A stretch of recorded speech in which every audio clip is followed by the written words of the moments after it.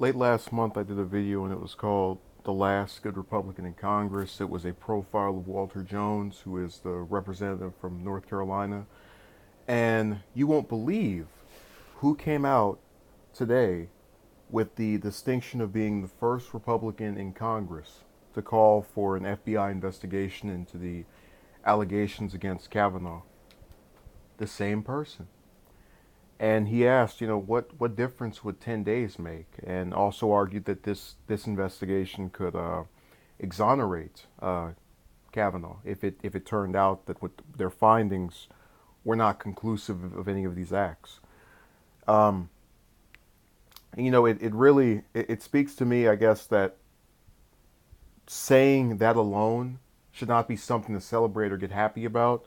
But because I expect so little from many of the current members of Congress of either party, that when I hear something like that come from the supposed pro Kavanaugh side, it's very refreshing, and it solidifies what I said about him last month when I talked about in what ways he had distinguished himself from the rest of of the toilet in both chambers. But that being said, his comment is one that a lot of Republicans don't seem to be able to adopt. You see, when you had Lindsey Graham come out and say, I don't see what difference these hearings would make, referring to the ones tomorrow with Christine Bailey Ford, it follows a difficulty in being able to understand a very simple political playbook, and that is you have someone come forward, they say whatever, and it doesn't change your mind, but you say, okay, I took the time to listen to this person, I'm going to vote this way because I don't believe them.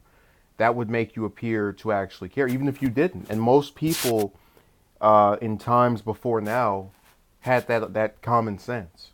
So with our friend Graham and many of the other Republicans, they just don't care. Same thing with Orrin Hatch. Here's a guy who's doesn't even have to run anymore, and it's just, I don't want to hear it, or this doesn't make any difference. So Representative Jones is ahead of the pack, like I said last month, and as we've had more information come out, it really should go to show.